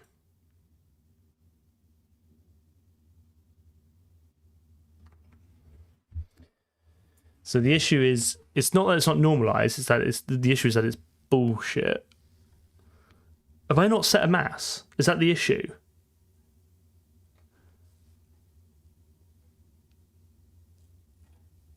Not a number. It's just a way of representing not a number within, well, the IEEE standard, whatever it is. However, not all nans are equal, and there's a range of nans, and there's quiet nans and other nans, and I don't blame you for not understanding it, because I can't say right here, right now, I could fully articulate everything there is to know about nans. I haven't gotten onto font rendering yet, but I will just steal the code from the last project, so it'll be the Win32 API. Right. I'm tempted to say it's because I'm massless. Let me just...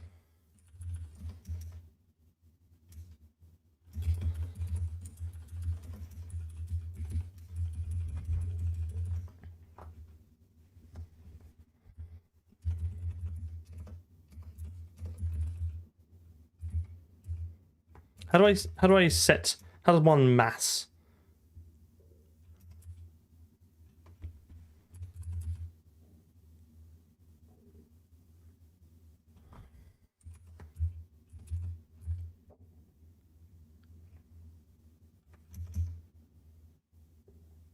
Yeah, I want to set mass to 1 for everything, but is it on the shape? Does one mass on on shape.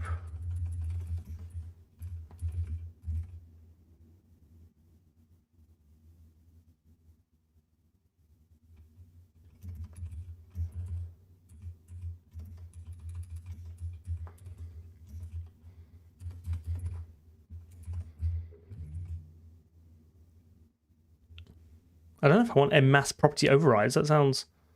Does it get mass properties and set and has?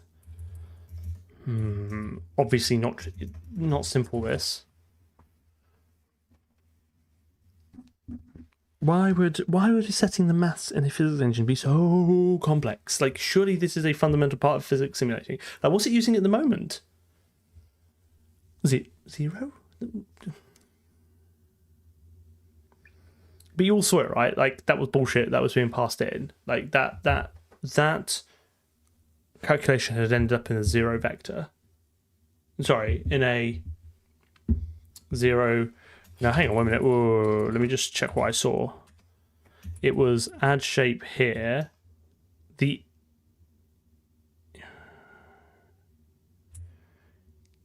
This calculation, which was the quaternion multiplication, the vector was 0. So get center of mass is returning 0, which it won't like. Why would I set mass for a static rigid body? What a great question. Like, because it makes it not crash when I try and scale it. Like, I agree, it should have infinite mass. It should have infinite mass. Does it have infinite mass? Does it have infinite mass?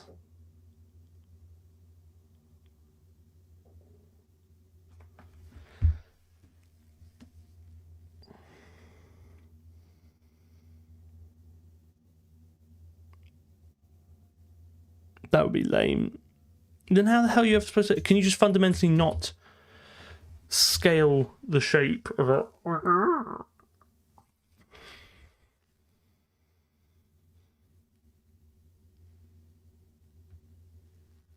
Set center of mass to center of object, even though we don't set the mass. I don't know. I can't even figure out how to set the center of mass. All I can do is query for it. Okay, let me have a think. I need to have a think about this. Is the fundamental approach flawed? Should one not be doing this? Should one not be setting the shape or scaling the shape on a static object? What do I get from this? Like, what does make scale valid do? Like, what?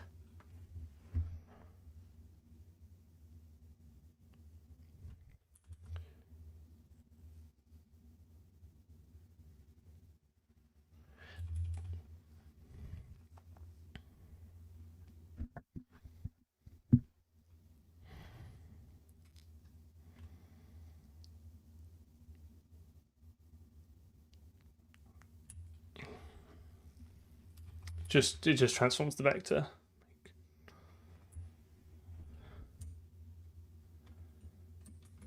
To make non-zero scale.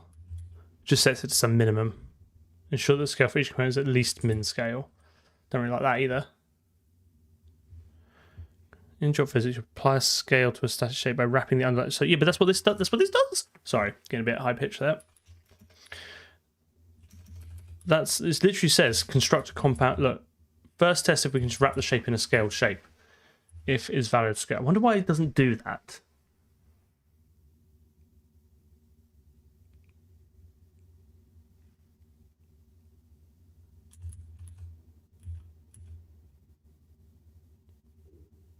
I love this code.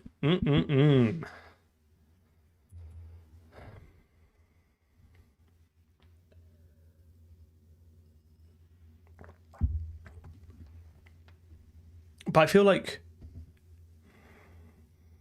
just feel like if there is this function called scale shape, right, that is provided to me, that takes a scale and produces a new shape, it should scale it. So I'm more interested to know why this shape is on the shape. It's on the shape, isn't it?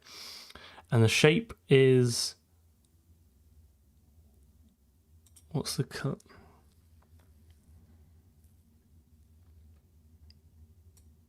If this get center of mass, I think is wrong, or not, or we've not set it correctly. How do I jolt set center of mass? Yeah, you might be right.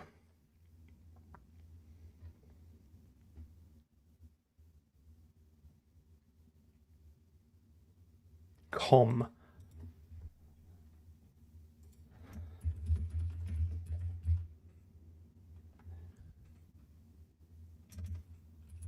Just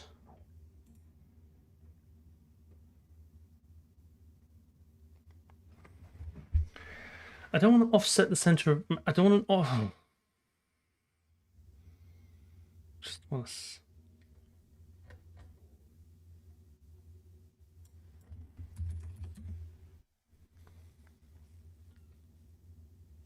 It does need to. It kind of does need to support scaling though for the level editor.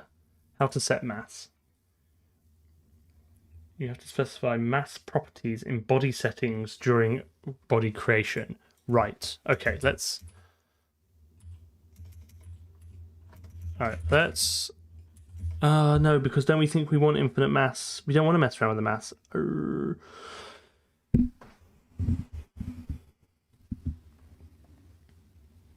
I don't think I want. I think changing the mass is the wrong answer. I think Jolt is telling us we are. Maybe we just have to wrap it in a scaled shape ourselves. Maybe we take the shape and then we do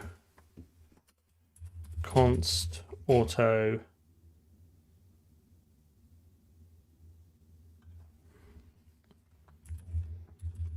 scaled shape equals JPH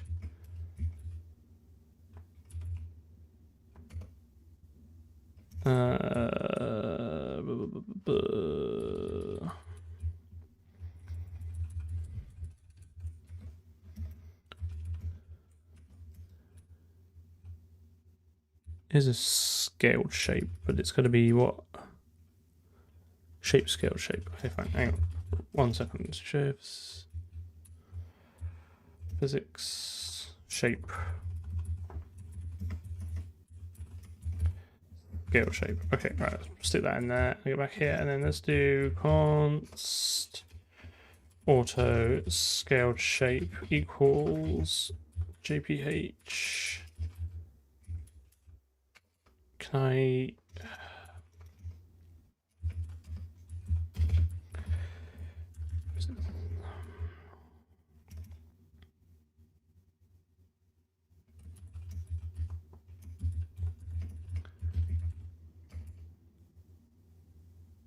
Why can I not see any of this? Am I doing something wrong?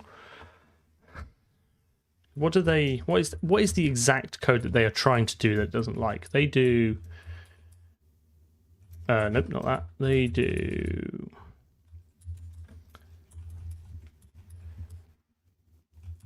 This. I wonder why this is not. I wonder why my in scale is not a valid scale. Is that part of the problem? It says it is not 0 scale, which we.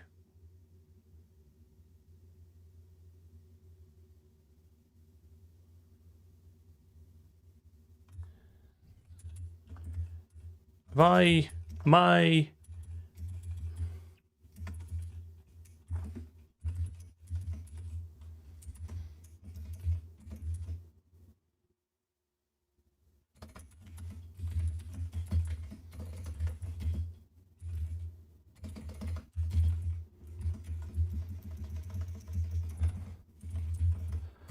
I don't think I get the log output anymore because the way I have to launch it in order to send the WebSocket request to OBS, but it should go to a file, so we can always get that back.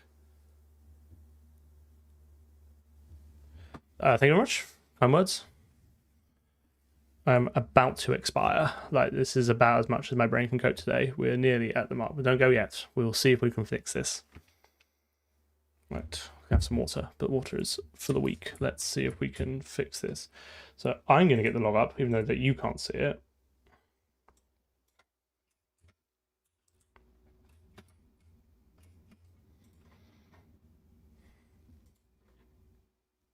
So the scale is currently 0. So when I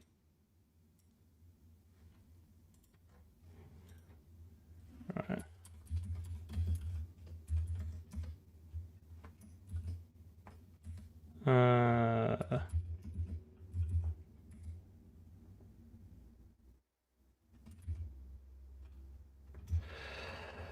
I don't know where the log is going. It should be going here.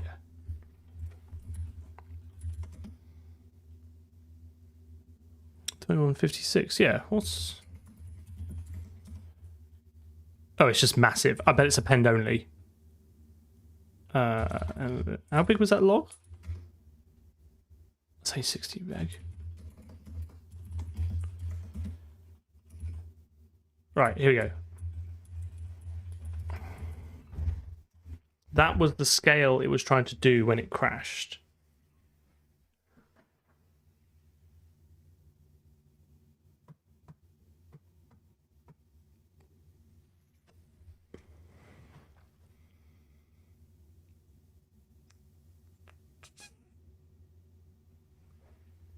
That's wrong, isn't it? The scale should be 1, 2, 1. Because we don't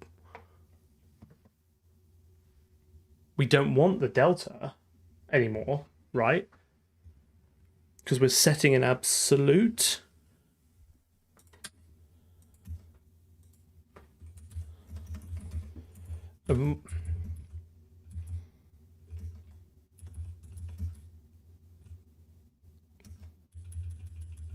Should this not be new transform.scale?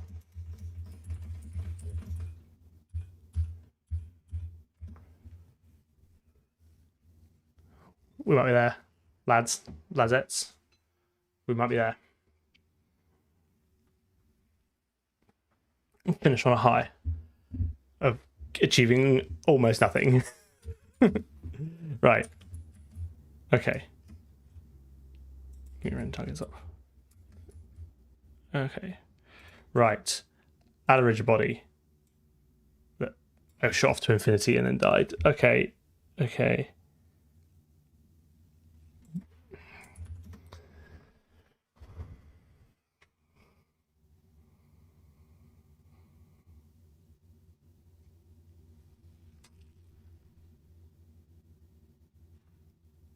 It's so close. It's because it's not an absolute. Is this an absolute scale or is this a delta?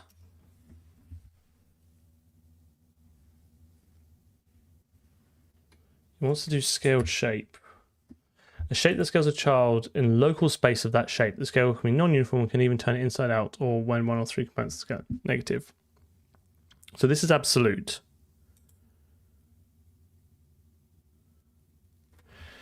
Do we want 1 plus 1 plus 1 plus the delta? Oh, you might be right, actually. It might be vector 3 1.0f plus. Oh, wait, make sure I've got enough brackets there, because otherwise I'd look an absolute fool if I didn't have enough.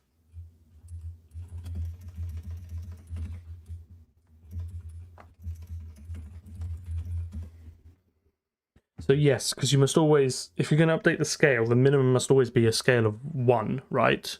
So it's the default scale, which we have in the constructor, plus the delta. Yeah? I don't know. I feel like I've said every wrong answer very confidently so far. Right, click that. Add the rigid body. Oh. Yeah, I think we're there. Should we get it down? I can't go negative. I can only embiggen it. We must never be able to go back. It's close. It's I assume I can still move this round. I can still rotate this. I can extend it this way, but I cannot.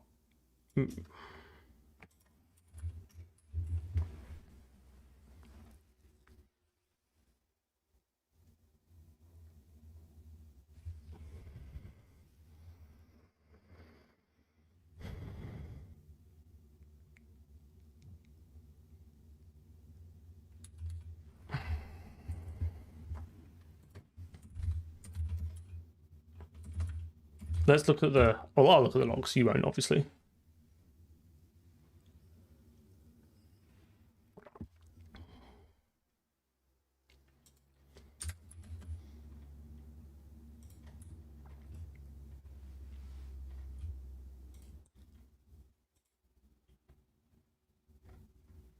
It seems to be calling set transform every frame, and I can't understand why.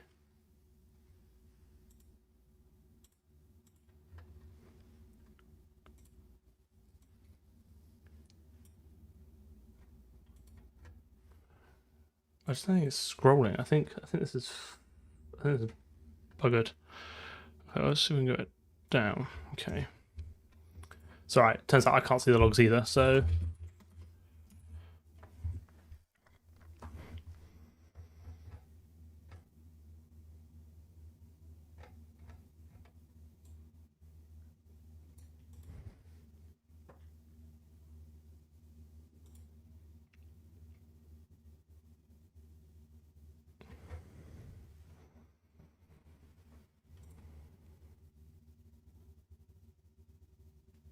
the scale and shape not multiplicative. Possibly. To be honest, I think I'm gonna cut my losses and commit this up now, and then we can figure this out at a later date. That's fine. Rigid body. Set. Sorry. Separate out parent and local transforms. That's just set parent transform for rigid body. For stream 42, set that up.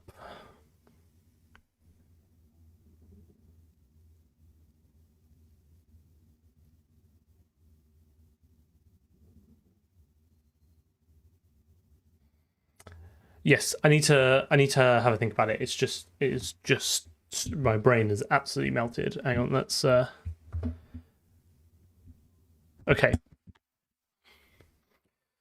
I think we got there in the end.